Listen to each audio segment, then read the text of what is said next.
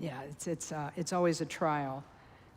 Technology 1, Lama 0. That's the current score. That's the current standings. So first of all, I'd like to thank all of you for taking time out of your day to be with us at Columbus KTC. I was speaking with someone in the community room about how nice it was to be here and how I enjoy seeing everyone bring their sincerity to this space. They sincerely want to practice meditation. They sincerely want to learn about Dharma. They sincerely want to be in community, and they do so with great intention and pure heart. And so I want to thank you for bringing your pure heart and your sincerity here today. Today I was supposed to be on a double bill with Lama Tom, but he contacted me this morning and said he was feeling a little under the weather and that he was sorry he couldn't make it today. So I have to be both of the lamas in the situation here, but it's going to be fine because I'm going to make a joke now.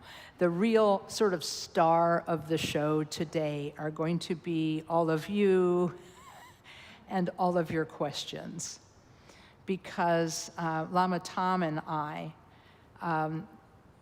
have thought that it would be a good idea, as we have done in the past, to offer a question and answer period related to the recent Lama visit that we had. Just for curiosity's sake, about maybe 3 weeks ago, maybe the Lama Tobden was here, 3, 4, I can't remember exactly. Anybody in the room today attend any of the events? Oh, you might have questions. Okay, very good. This could be interesting. So for the next few minutes, I'd like for you to reflect and think about any questions you might have, because the format today will be a question and answer format, but I will begin by reviewing a little bit of what he taught in the weekend program. So whether you attended on Friday night or Saturday or Sunday, I'll just lightly touch on what he discussed and give and offer a few comments about the ceremony that took place on the Saturday afternoon, where he offered the vow of refuge to several Dharma students and then bestowed an empowerment. And so I'm going to review a little bit about what happens in refuge and what happens in the empowerment, but really then it's going to be up to you to ask anything that you are curious about. Now, because some of you said that you did not attend the program, it's okay, because Lama Tom and I talked about this yesterday, and we decided that if people hadn't attended, or if the people who did attend didn't have questions, we would talk about anything. Now, we will not be able to give you next week's winning lottery numbers, but because if we could do that, we would have our loan would be paid off and everything else would be, we'd have our new shrine built, So in the meantime, just do reflect on if you have any Dharma or meditation related questions, because I'm not going to be strict about topic. You can ask anything really. So because we have to start with a good intention, we have the prayer sheet, and it has on the one side refuge. And we'll recite this prayer 2 times in English, and then chant it once in Tibetan, asking for the presence of the enlightened beings to be with us as we seek to uncover our own enlightened essence. So that's where we're going to go today. Okay.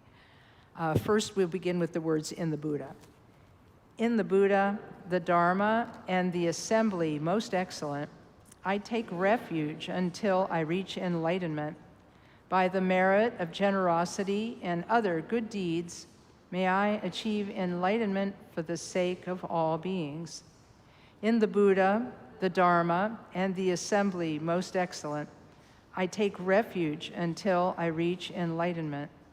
By the merit of generosity and other good deeds, may I achieve enlightenment for the sake of all beings. Now I'll chant this in Tibetan. Feel welcome to join in.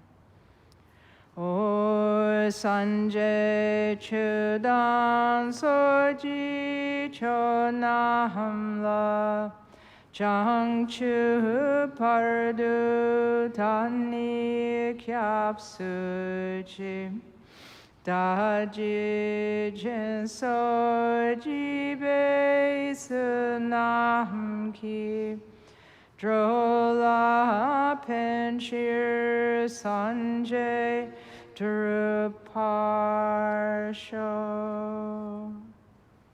Okay, thank you. I'll say one more short prayer of my own and then we'll begin.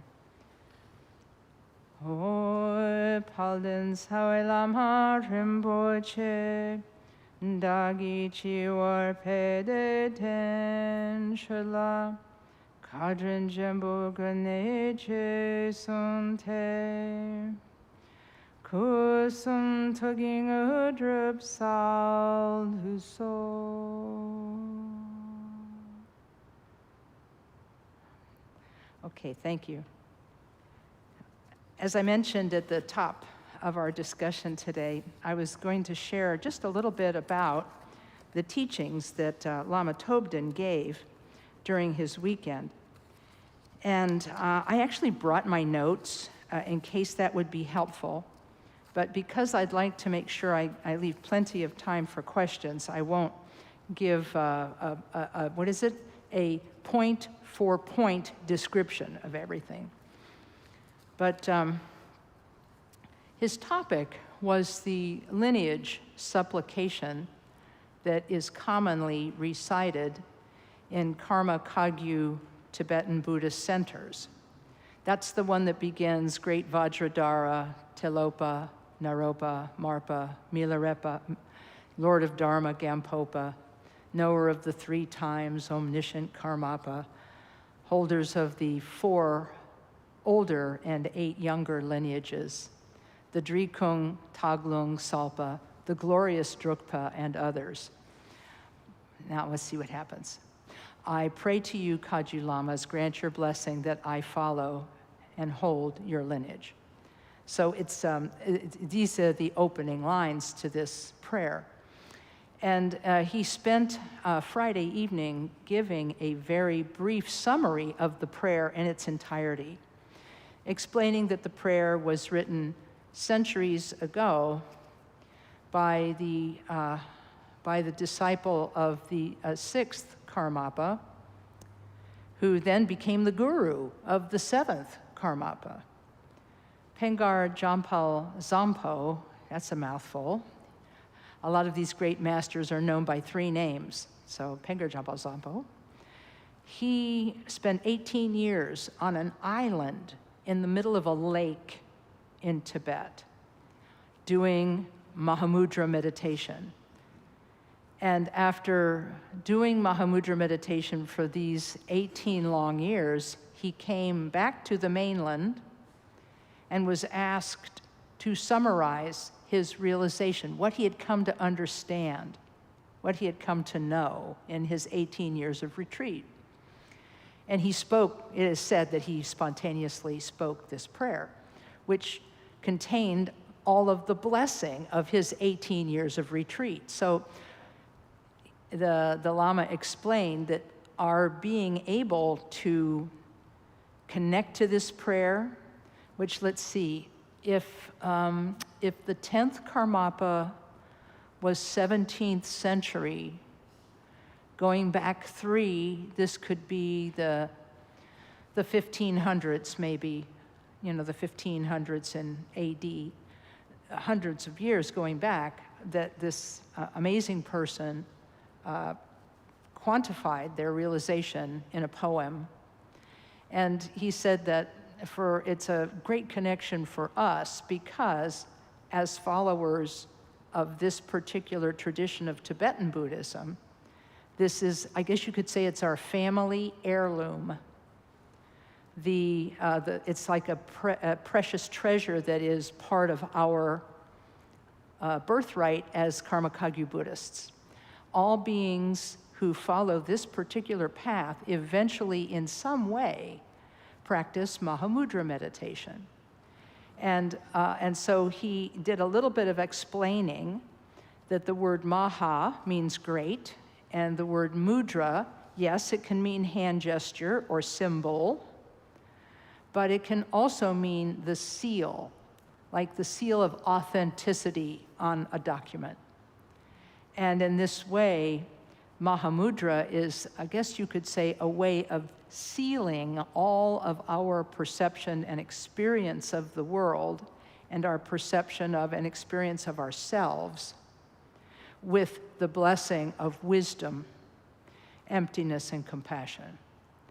So you may have heard the topics wisdom, emptiness, and compassion before, but slowly and gradually, we may not understand those now, but slowly and gradually we can come to learn their meaning. Slowly and gradually we can incorporate them into our own meditation practice.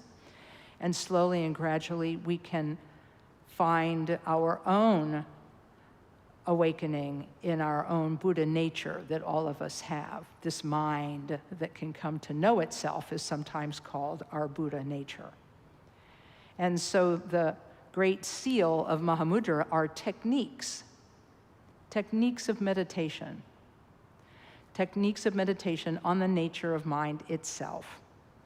And if that sounds a little complicated, the answer to that is yes and no, because the techniques are actually quite simple to learn, but because we have a lot of what I might call interfering mental and emotional patterns. I don't know if you have any of these, but I got a bunch. It's not easy to meditate in a subtle way when you have a lot going on in your mind. A lot of my friends say that they struggle with meditation because of what some teachers have nicknamed the monkey mind, the mind that wants to go here, there, and everywhere. And so the teachings and practices and techniques of Mahamudra meditation start with the simple techniques of simple breath awareness meditation.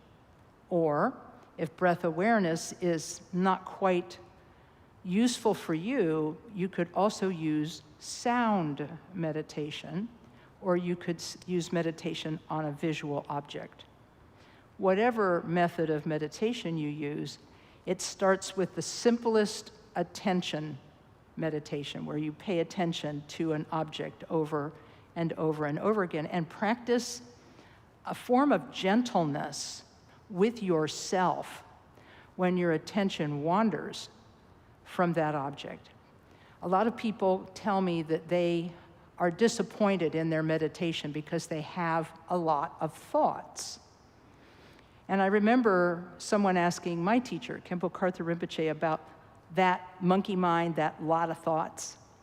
And he said, it is impossible for you to stop your thoughts.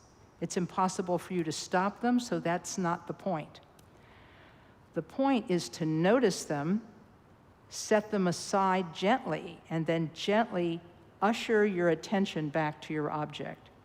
The gentleness, he said, was very important, because the gentleness with which we return to the object in meditation is a subtle training for us in kindness toward ourselves and kindness toward the world. And so in this way, we gradually become capable of being gentle with ourselves, less judgmental, and more open and relaxed. And this automatically makes the monkey mind a little more, let's just say cooperative. We'll still have distractions, but they won't upset us.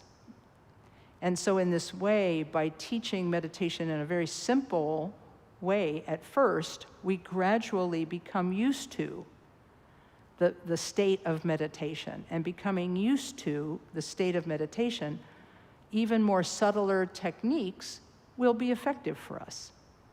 So in this way, we gradually move from simple to subtle in terms of our ability to meditate.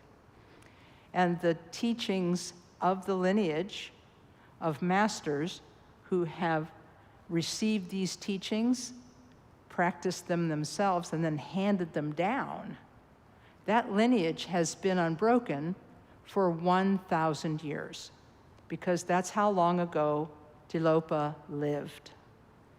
Tilopa was the originator of this lineage in that when he attained his own Buddhahood or enlightenment, he had a vision.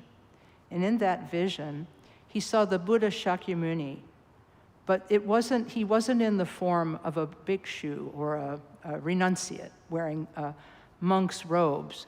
He was actually wearing silks and jewels and a crown.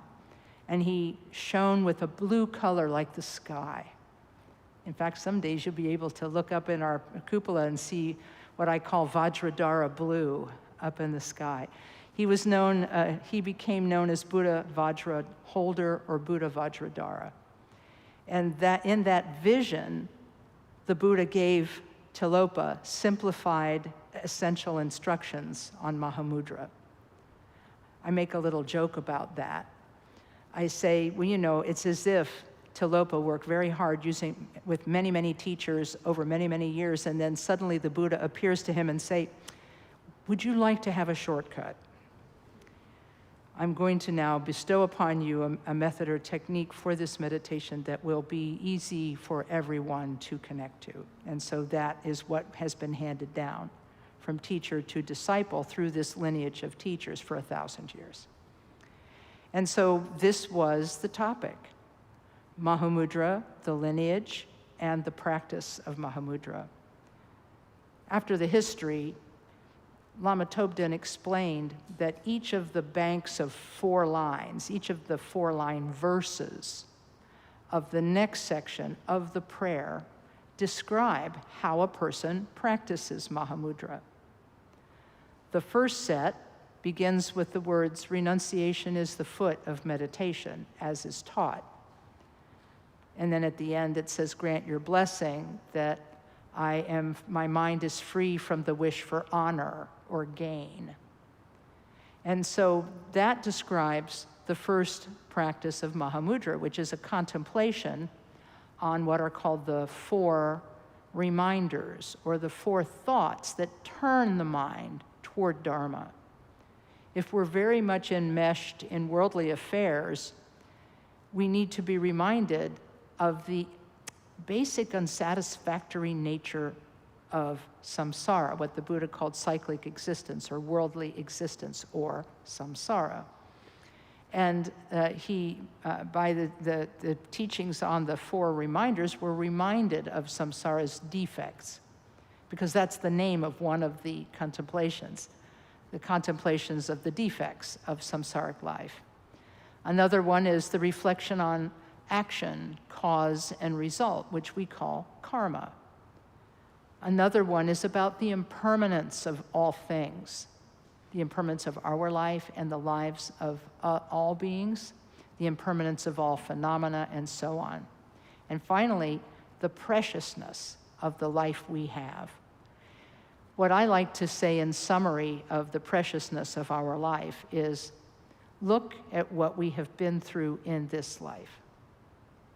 Reflect on what you have been through in this life, and all of the things you have been through, in spite of everything that you have been through, here you are.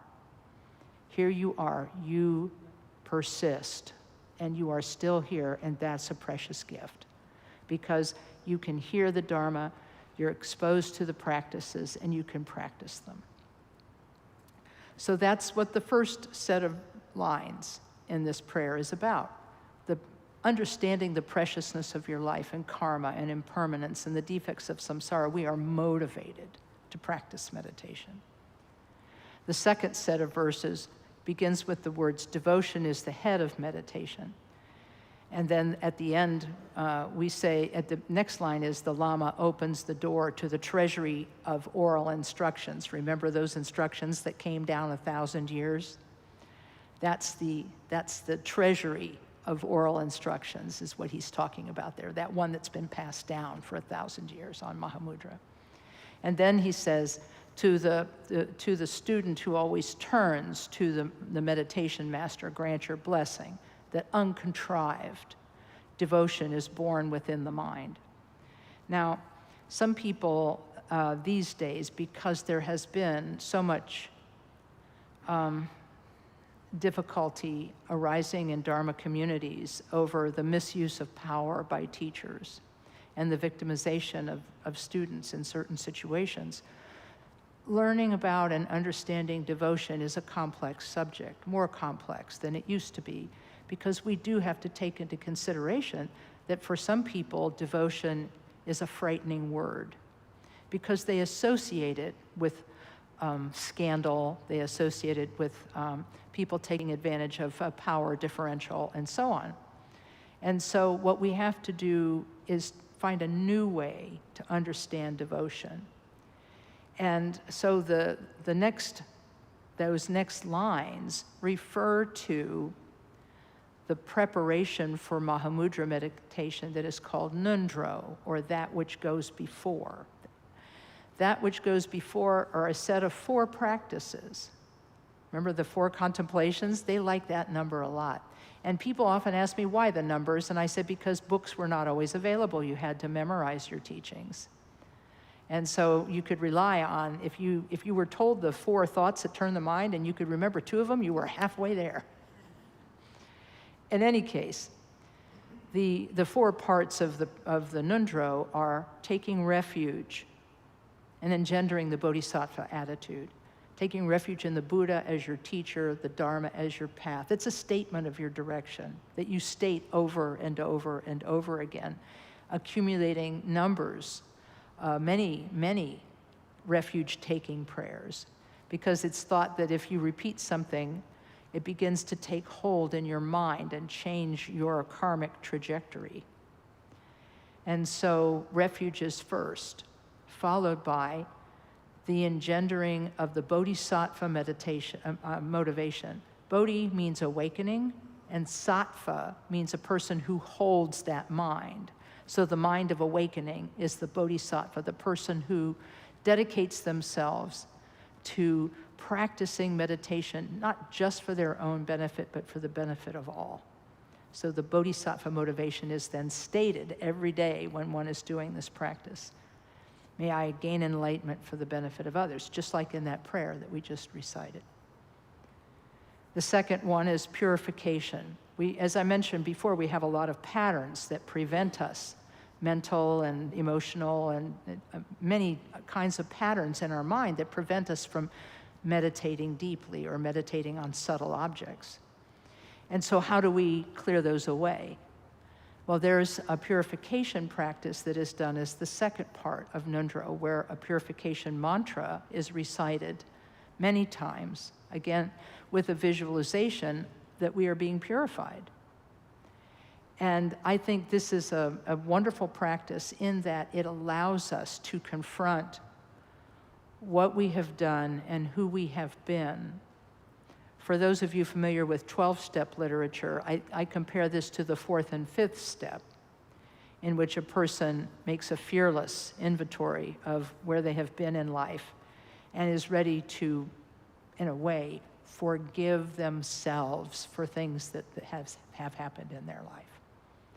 That's my gloss on the 4th and 5th step. I know it's about confessing your faults to someone else, but for many of us, until we can do that, till we can say the words out loud, it's hard for us to stop holding a grudge against ourselves for who we have been. And we have to find a way to let that dissipate so that we can truly come into our qualities. Because we possess, every human being is a mixture of qualities and faults. And our job is to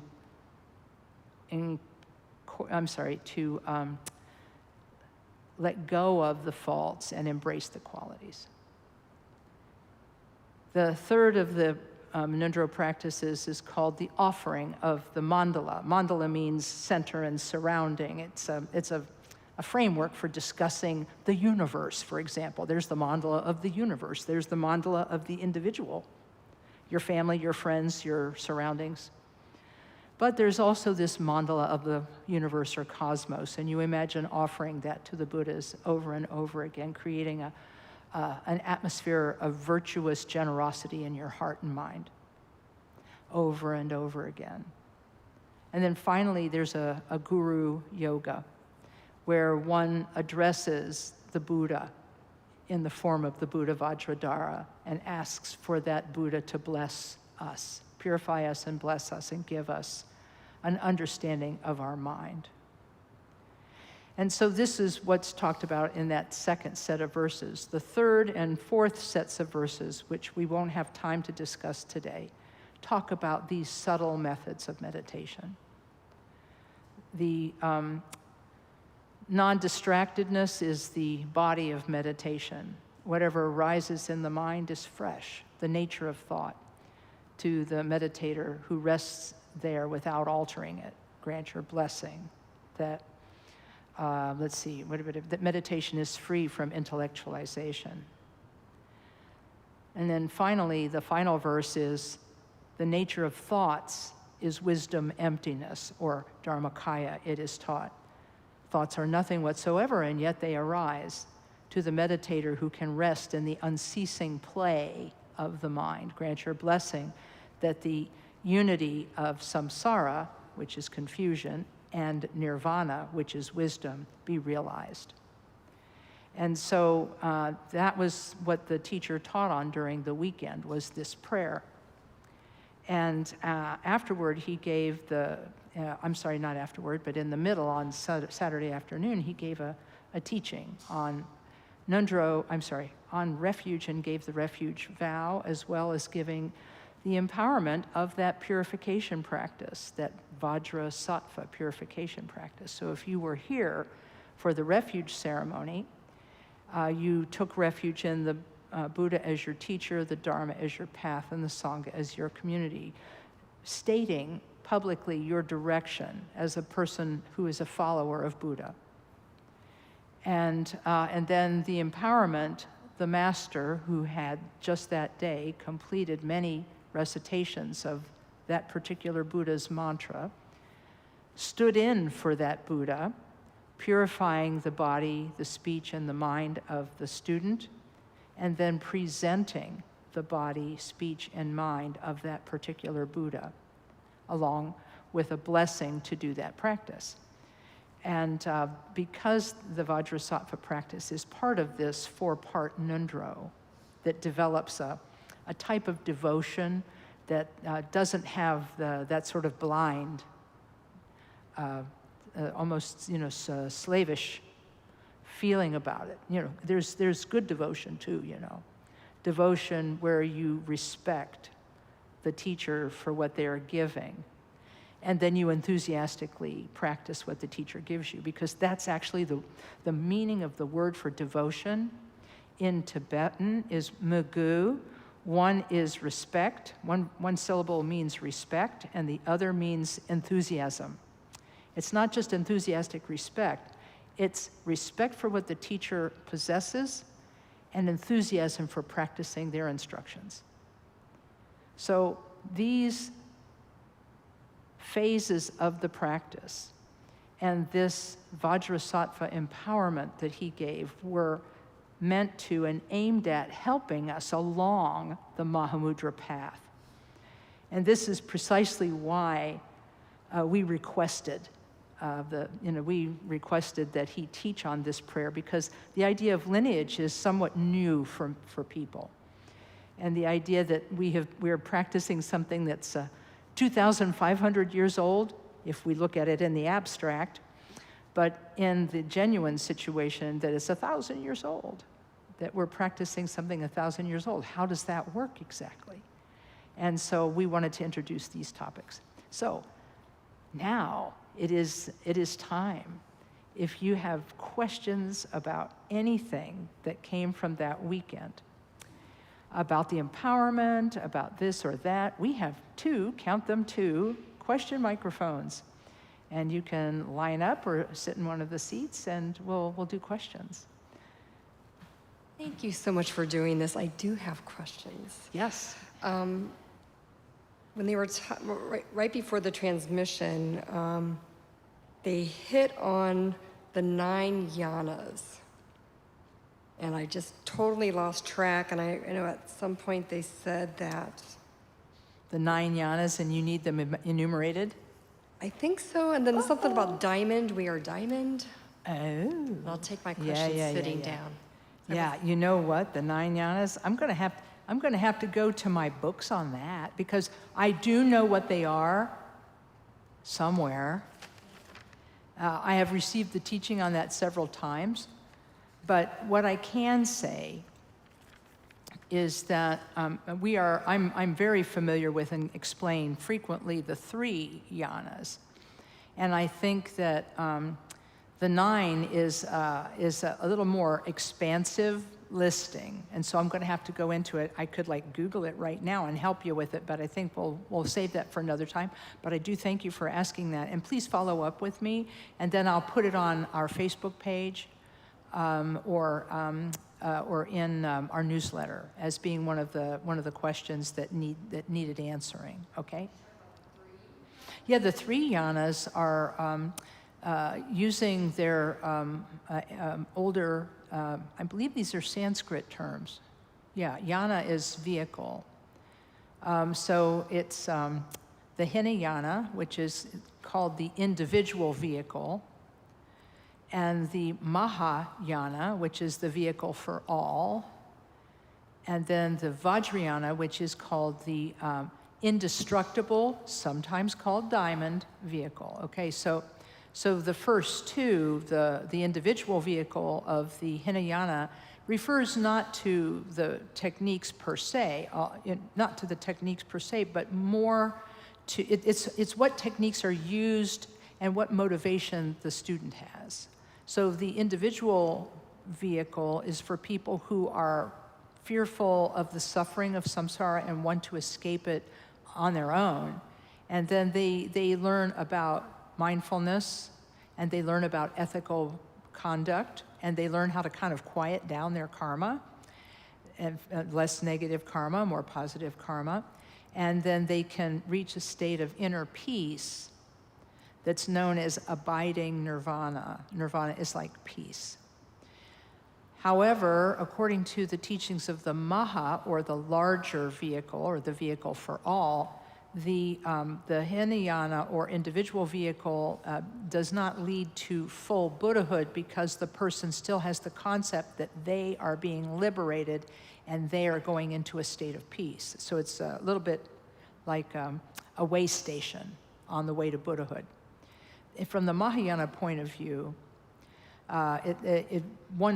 if one can practice the technique and motivation, with the technique and with the motivation, for the benefit of all beings, not just for themselves, but for the benefit of all, then they can attain a state that is beyond peace. Sometimes it's called non-abiding nirvana, that allows them to continue to be in the world and be, I guess you could say, a fountain of enlightened activity, spontaneously fulfilling the wishes of all beings.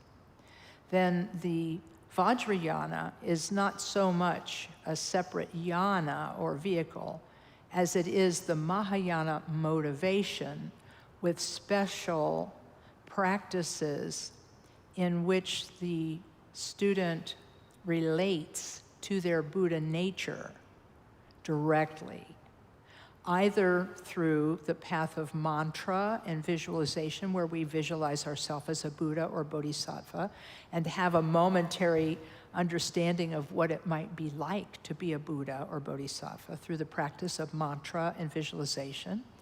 The other indestructible path, or Vajrayana path practice, is called the path of the first one is called the Path of Skillful Means, which is mantra and yoga and that kind of stuff. And then we have the practices of the Path of Liberation, which are those subtle meditation techniques on the nature of mind, such as the Mahamudra practice. Okay, so it's the two paths of the Vajrayana: path of skillful means, which is mantra and yoga, and the path of liberation, which is the liberation of mind through Mahamudra practice. Okay?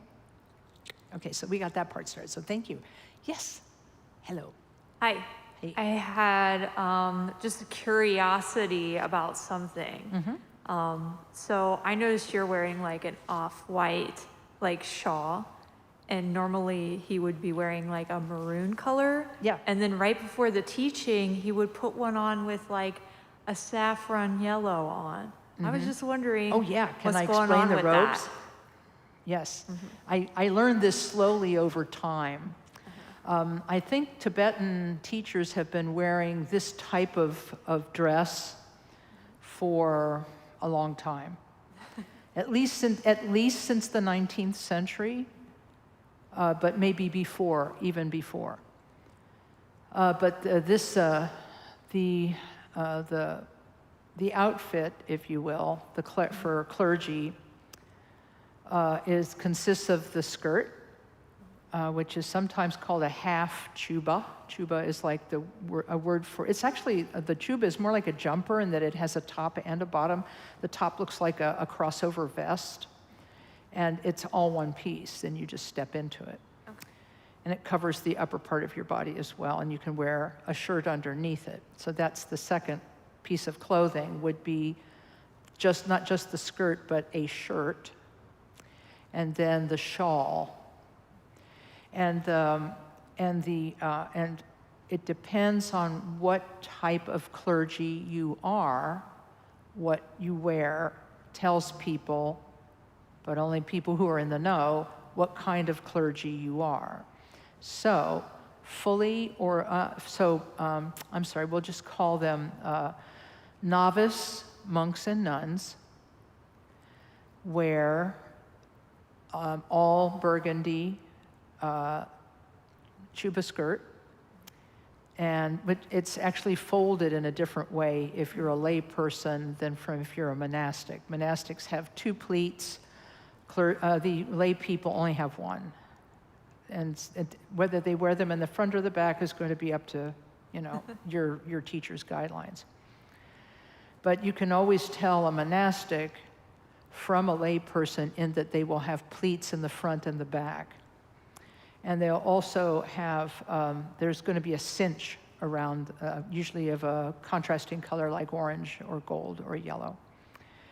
And the novice monks and nuns will also wear a shirt that is of a not burgundy, but of a yellow color or gold. And then the shawl will also likewise be red or burgundy. Now, if you are a fully ordained monk, you will wear what is called a chugu, Chugu, chugu. And the chugu is a large yellow or gold, sometimes orange, yellow, or gold, outer shawl that will be worn outside of the usual burgundy shawl. And it is composed of a patchwork of patches. And this goes back to the time of the Buddha, when the Buddha told his followers to use that particular pattern for their clothing and shawls. And it's said that in the folklore of Buddhism, it's said that it reminded the Buddha of the fields, the farmed agricultural fields in his homeland. But he had his there in patches because he told his followers to practice, his original followers to practice poverty and to go to cemeteries and collect discarded clothing and then wash it and then tear it into pieces and then use those pieces to create their clothing so they could be said to be truly renunciate. They even take cast-off clothing. And so the chugu then is, I guess you could say it harkens back to that, but it is always made of new clean cloth and so forth and so on. And so that is what differentiates the fully ordained monk and nun from the novice monk or nun. And then the lay people like myself, we wear the half chuba with the pleat. Rinpoche told us to wear our pleats in the back, so we do that. And he said we could wear gold, yellow shirts, but he said it's also customary to wear. You can wear red ones or blue ones. Those are also customary colors. And he originally had us wear burgundy shawls in the beginning because that was the custom of his homeland in Tibet, but in eastern Tibet. But then when the Karmapa came to visit the United States for the first time, Rinpoche, in honor of the Karmapa's homeland, then had us wear white shawls. The non-renunciates wear white shawls so they could tell the difference. And of course, we also have a lot of hair, you know, yeah. So I hope does that explain? Yes, thank you. Okay, yeah. Any other questions people might have? Yeah. Well, during the Saturday, it was talked about the nature of confusion in the four kayas. Am I saying that correctly? That one is the truth of the situation itself. One is your internal approach or feelings about it, and the third was that they are inseparable. And then I got that right. But then the fourth, he explained that some kind of a stream going through that, and Some things are what? a stream, A stream. yeah, that tied them all together. And I was just, Oh, a string or a stream. well, I heard the word stream, but that doesn't Gotcha. mean much. Yeah, but it ties it all together. Yeah. Oh, I get you. Okay.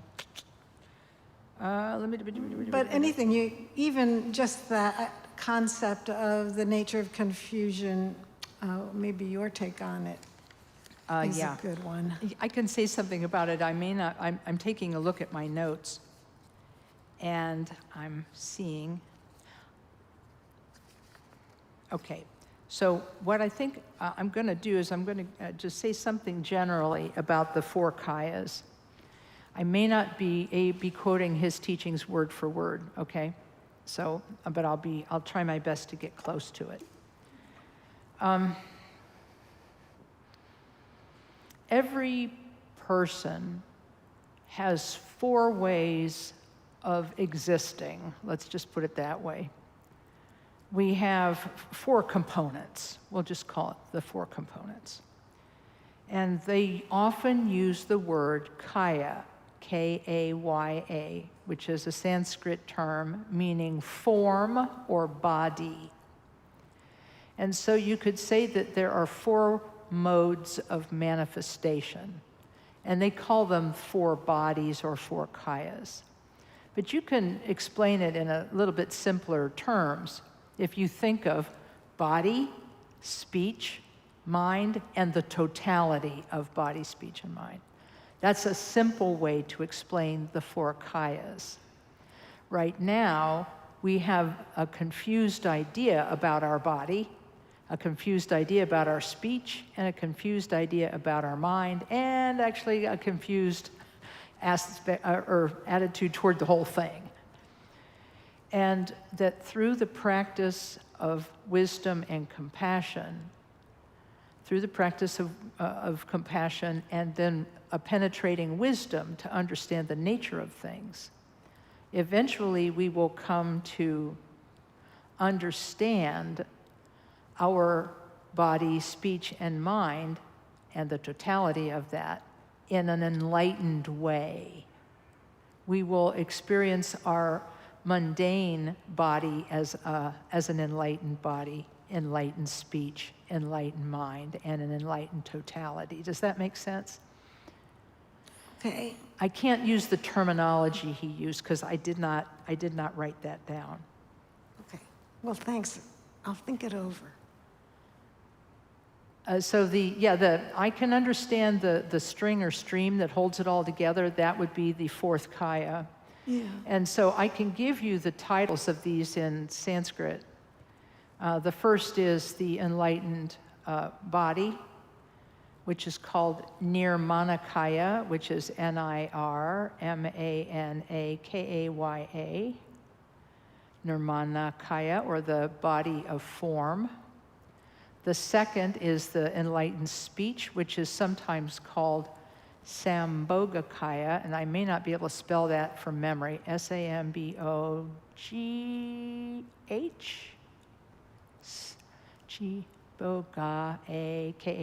So Sambhogakaya, I'm going to mess up. And sometimes that's translated as the body of pure enjoyment, meaning that it's full of qualities. So that's our speech. Enlightened speech is full of qualities, as an example of that. And then finally, enlightened mind is called Dharmakaya, Dharmakaya, or the enlightened mind of an awakened being. And sadly, I will not be able to spell from memory the fourth kaya because it's called Svabhavikakaya. It's just the totality, or the fourth. It's actually just called the fourth kaya, and it represents the totality of all the inseparability, really, of the previous three. You can't get a hammer and chisel and take them apart. They all arise together simultaneously. Does that help some? Because right now we see ourselves in a confused way, but once we have attained some level of awakening, we will actually experience ourselves in a completely different way. Well, I was applying it to when I am totally a confused person, which is often. And I was thinking about it in terms of my version of something, or how I'm all swimming in it, and trying to see the reality of what might be, understanding that that it's connected. And then that's how I was looking at it. So that's three things. So I was, then confused with this fourth part. So maybe although I like the idea of something streaming through it. I get it, yeah. That's how I... Yeah, well, let's talk about our mind and how we experience it right now. Mm-hmm. Right now, it's like there's like a continuous thread that connects everything in our mind. Mm-hmm. It's like our mind is one big run-on sentence, no period. It's just it's like a stream, right? And that thread, or that continuity, at first is just chatter, chatter, chatter, chatter, but through meditation, one can come to understand the continuity not as running chatter, chatter, chatter, but as an unbroken stream of awareness. Mm-hmm. Those of you who have practiced or studied with the young master, Mingyur Rinpoche, will be aware of his practice that he calls open awareness. And I was fortunate enough to sit right across from him and have him teach it to me. So I feel like super blessed, because he helped me to understand this fourth kaya in terms of this continuity of awareness. And I said, but I don't understand. What's awareness, Rinpoche? And he passed his hand in front of my eyes and said, can you see my hand? And I'm like, yeah, I see that. He says, do you hear the snapping of my fingers? And I'm like, yeah. And then in his little voice, he said, that's it. That's it. He said, you're aware of what you see, you're aware of what you hear, and you can also be aware of that awareness. And he said that awareness is with you all the time. It's there when you are awake, it's there when you are asleep, it's there when you are in a stupor, it is with you always. And he says if you can pay attention to it and recognize it, then that's a really good method of meditation. So there you have it. Well, thank you. All right, you're welcome. Yeah. Okay, yeah, we got time. We got time for maybe two more or something like that. Good Good morning, Lama Kathy. Good morning. Thank you so much for this opportunity. Yeah. I have a question about the possibility of a visual timeline starting with Talopa and Naropa and so on. Is there such a reference? Yes, there is a visual timeline. I'm trying to think what publication had it. You know, I think you'll be able to go online to kagyuoffice.org. It's all one word, KAGYUOFFICE.org. And then Google that story. Because if you read the travels of Marco Polo, he did not necessarily meet the second Karmapa, who was in the court of the Mongolian emperor when Marco Polo visited. But he saw the monastics the Karmapa left behind in the court of the emperor. So I mean, so you could then figure out historically what was happening in the rest of the world at that time. Okay. I'm sorry I can't be more helpful. No worries, that's very helpful. My Thank you guess so is much. that it exists somewhere, but I would go to the kagyuoffice.org website and just look at what they have, because they give really great little capsule histories of all the lineage holders. Thank you so much. Okay, yeah. There's time for, okay, is that a question or that's hello? Okay, okay. That was not a question.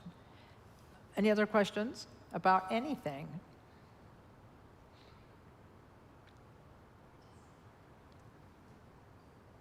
Going once. Oh, we got one. Here we go. Yes, sir. Could you tell us the difference between intention and aspiration? Sure. You know, I tell you what, this is a fun question for me, because when I was in college, I majored in words. You know, I tell people, I said, when I was in school, when I was in college, I majored in words. I love words. I was a journalism major, you know, so I majored in words. Intention and aspiration, I feel, are related.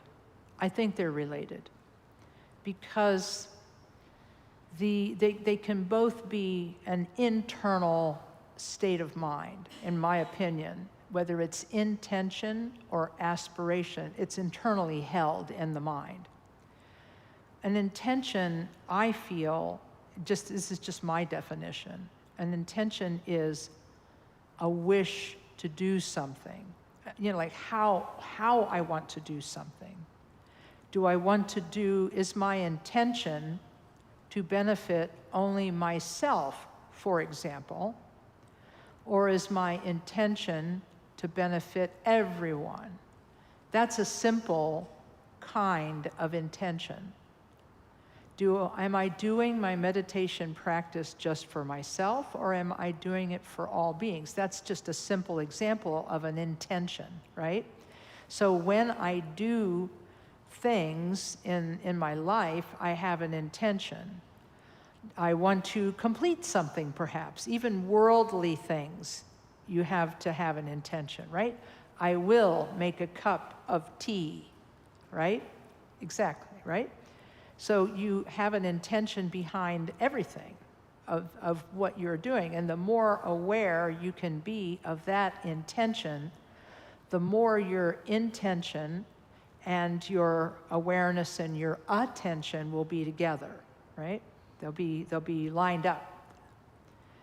For me, aspiration, although it also is a mental state, and I feel it springs from intention, it arises from intention, I feel like aspiration is a little more active in nature.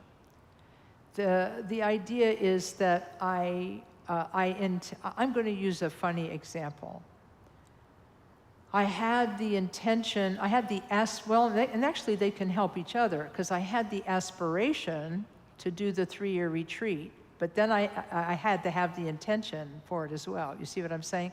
It's like a little bit, aspiration is more like uplifted, and aspiration's a little more about bringing that intention into action.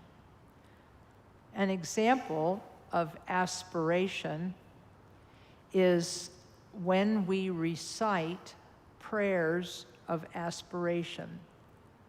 They're called munlam, and that's M-O-N-L-A-M in Tibetan, munlam. And that means those are prayers in which we aspire to become a Buddha. We aspire to benefit beings. We aspire to liberate the world, and so on. And we state these intentions. We state these intentions in words. And I remember something that Khenpo Karthar Rinpoche told us.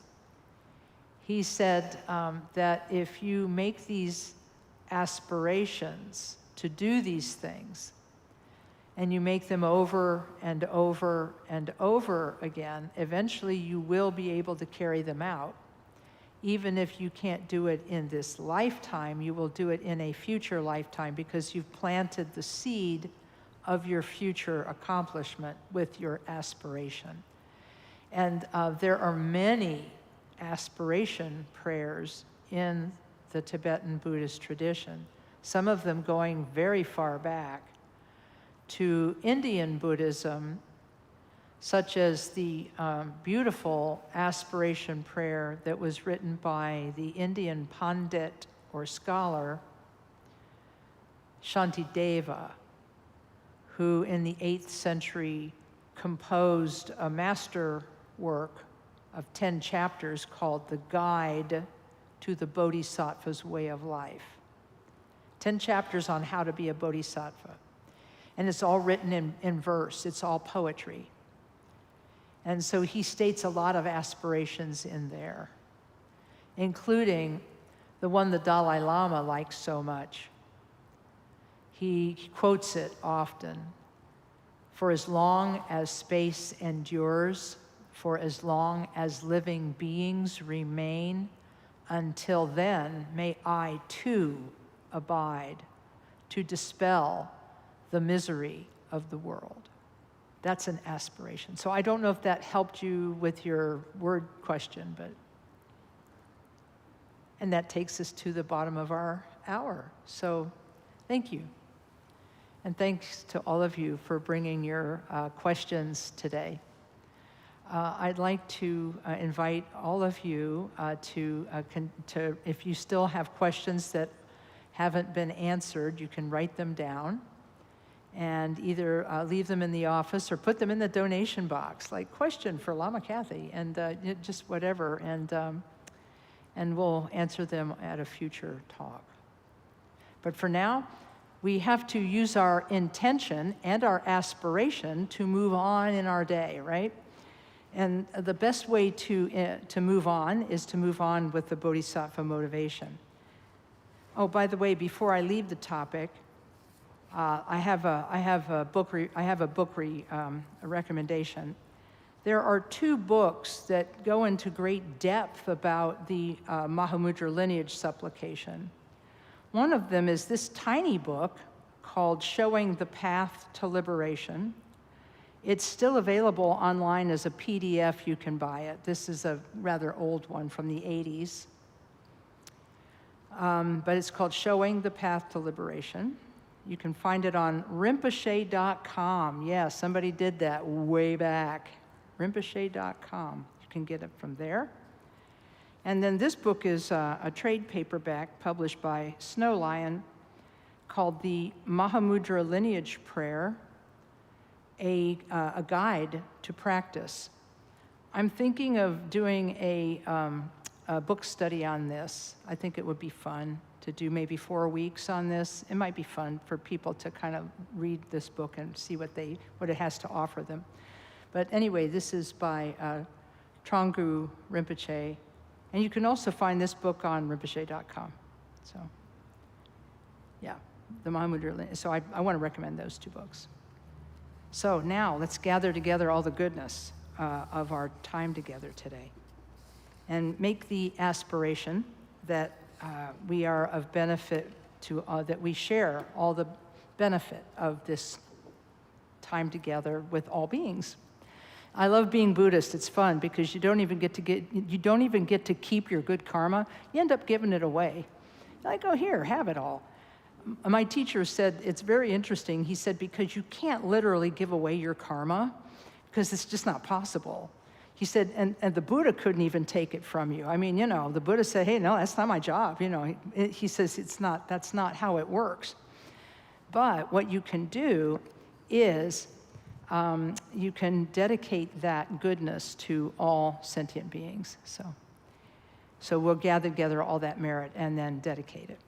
We'll start, we'll say it once in English and chant it once in Tibetan. It starts with the words, by this merit.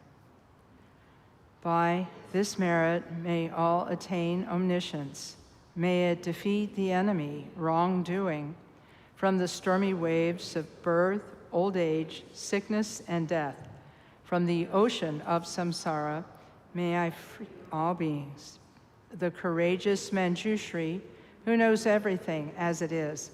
Samantabhadra, who also knows in the same way.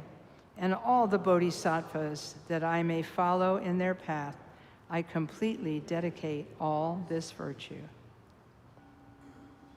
I think I forgot to recite it in Tibetan, but let's just let it go.